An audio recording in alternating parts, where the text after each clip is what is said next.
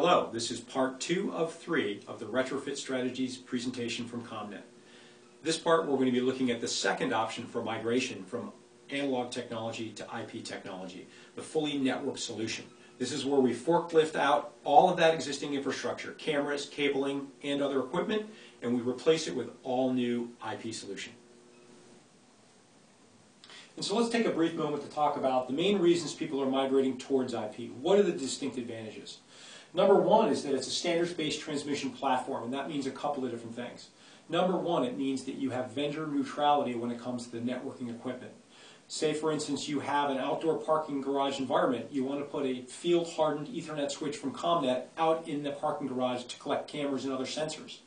You can bring all of that network equipment back over fiber or copper or wireless back directly to a large core Cisco switch, for instance. And that vendor neutrality allows you to accomplish that very simply. What it also means is that you can have multiple signals over the same line. Now, once you create the common network infrastructure and the switches and the cabling, you can keep attaching different types of sensors, cameras, access control, audio, computer workstations, etc. And they can all go on the same platform. Next is an option for adding megapixel. Obviously, we talked a little bit earlier about being able to inherently improve the image quality is a distinct advantage when migrating to IP. Now you can get much greater detail in a wide field of view, or again, greater detail out at a long distance with megapixel, and that's driving IP technology significantly right now. The bandwidth scalability is also a very, very large advantage. In the analog days, trying to get any type of scalability or redundancy was very, very difficult and very, very costly. And now, within IP, it's an inherent advantage that we can take advantage of. Build the infrastructure and continue to add devices until your network bandwidth is used up. And so what we've seen in general is that end users are adding new cameras and other devices onto the network more frequently than they did when it was an analog infrastructure. And we think that's good for everyone. It's good for the end user because they get a more coherent system. It's better for the integrator because they get add-ons and changes. And hopefully it's better for us as well. Now, the next advantage has a lot to do with what's happening at the edge. So you have network cameras with intelligence built in. You have the network switches themselves being able to clearly display status and let people know if there are issues with the equipment that you can solve before there's any type of significant failure. Now, also you have analytics that are starting to increase in popularity. And again, that's really only available with IP technology. But one of the most significant advantages are the multiple topologies. Being able to connect all of these different sensors into one complete, comprehensive system is much, much easier with networking than it ever was in the analog days. As we start to take a look at specific topologies we can take advantage of right now, this is the most simple type of network, a point-to-point configuration. And again, the connection there can be fiber optics, it can be copper, or it can be wireless. But anytime you're connecting two network switches, you have a network.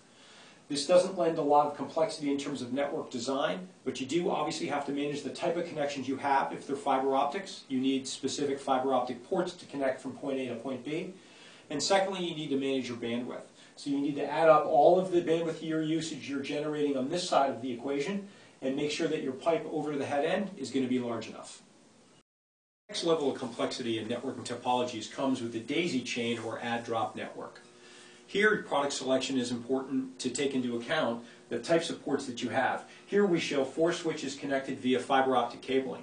So in other words, you need to make sure that these 2 middle switches have at least 2 fiber optic ports to be able to take in fiber optics in and fiber optics out to be able to daisy chain or drop and repeat that.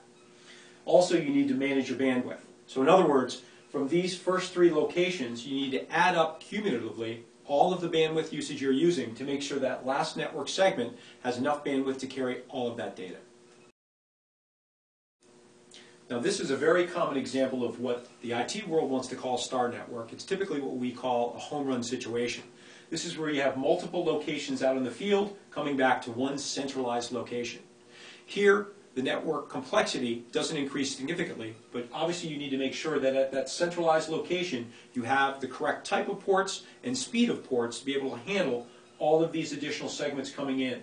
So if you have multiple fiber optic connections into that centralized location, that switch needs to make sure it has enough fiber optic ports to carry it, as well as enough ports to have local devices connected to it and be able to handle all that bandwidth coming into that centralized location.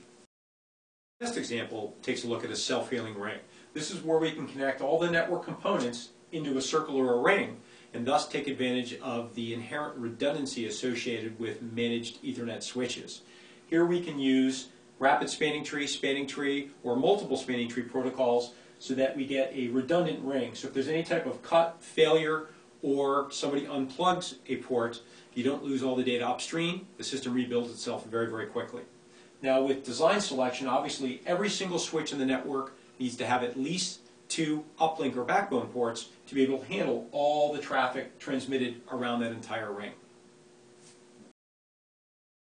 Now we'd like to see this taken advantage of more often, but the reality is that the mechanical side of our marketplace, meaning the people designing the buildings and giving us these cable paths and conduits, don't typically today put those conduit paths into a ring topology. So in other words, they're typically connecting building A to building B to building C without having any other type of redundant path. But we're starting to see this more and more, and again, this gives your customer much more redundancy and a higher system uptime by being able to take advantage of this. So use it whenever you can. This last example shows something more representative of what we typically do install. It's what I like to call the MASH network. This is where we mash all this networking equipment together and we make it work and communicate all across all devices. So you'll end up with maybe a ring within a main network. You can bridge off to a wide area network or the internet, and you can have other devices connected either wirelessly or bridges to a backup head end. This allows us very complex topologies for complex or larger installations, but again, it connects everything onto the same common platform, which was a lot harder to do in the analog days. Okay, we'll take a short video break here. We'll meet you back for the next part of the video.